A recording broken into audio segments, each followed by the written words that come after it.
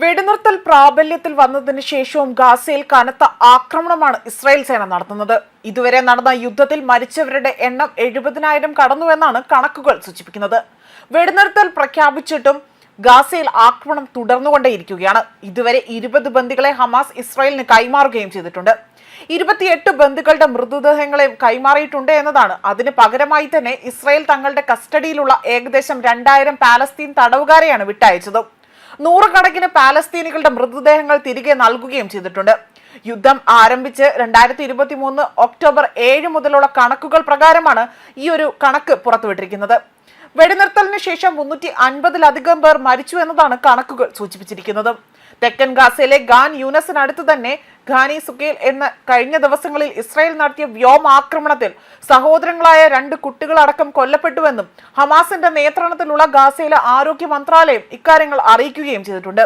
അതേസമയം US മധ്യസ്ഥതയിൽ നിലവിൽ വന്ന ഗാസ സമാധാന പദ്ധതിയാകട്ടെ 50 ദിവസവും കടന്ന് മുന്നോട്ട് പോകുമ്പോൾ 497 തവണയിലധികം തന്നെ ഇസ്രായേൽ കരാർ ലംഘിച്ചതായി തന്നെ റിപ്പോർട്ടുകൾ പുറത്തു വന്നിരുന്നു.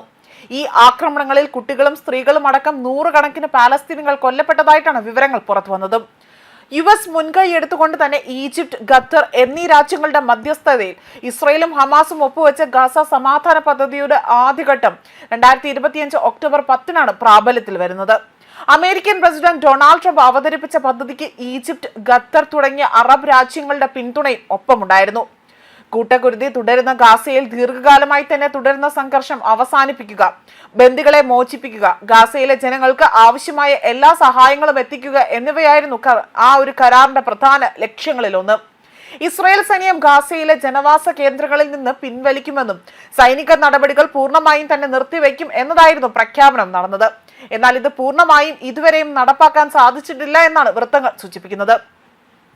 അതേസമയം കഴിഞ്ഞ വർഷം തന്നെ ഗാസ സമ്പദ് വ്യവസ്ഥ 83% ഇടിവ് നേരിട്ടതായി തന്നെ റിപ്പോർട്ടുകൾ സൂചിപ്പിക്കുന്നുണ്ട്. ഇത് 23 ലക്ഷം ഗാസ നിവാസികളെ ദാരിദ്ര്യത്തിലേക്ക് തള്ളിവിട്ടതായി തന്നെ UN conference on trend and development എന്ന ഒരു സംഘടനയാണ് ഇത് വ്യക്തമാക്കിയിരിക്കുന്നത്. ഇസ്രായേൽ ആക്രമണത്തെ തുടർന്നുണ്ടായ സംഘടനാപരമായ നാശനഷ്ടങ്ങളും കടുത്ത സാമ്പത്തിക പ്രതിസന്ധിയും പതിറ്റാണ്ടുകളുടെ വികസനത്തെ ഇല്ലാതാക്കുകയും മേഖലയെ അനിശ്ചിതത്വത്തിലേക്ക് തള്ളിവിടുകയും ചെയ്തു. 2024 ഗാസയുടെ മൊത്ത ആഭ്യന്തര ഉൽപാദനം $36.2 കോടി തന്നെ കുറയുകയും ചെയ്തു. 2023-ലും 2024-ലും മൊത്തം നഷ്ടമായി പറയുന്നത് 87% മാറുകയാണ്. അതുപോലെ തന്നെ പ്രതിവർഷത്തിലെ GDP $161 തന്നെ കുറയുകയും ചെയ്തു. സാമ്പത്തിക പ്രതിസന്ധി GDP കണക്കുകൾക്ക് പുറമെ തന്നെ വ്യാപിപ്പിക്കുകയും ചെയ്തിട്ടുണ്ട്. പണപ്പെരുപ്പം 238% തന്നെ ഉയരുകയും ചെയ്തു. എന്നാൽ തൊഴിലില്ലായ്മയാകട്ടെ 80% തന്നെ ഉയരുകയാണ് ചെയ്തിരിക്കുന്നത്.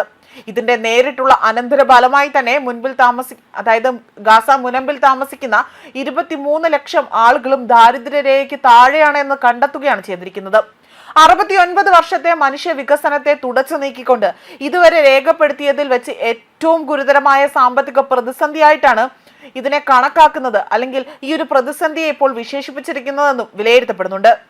ന്യൂസ് ഡെസ്ക് കർമ്മ ന്യൂസ്.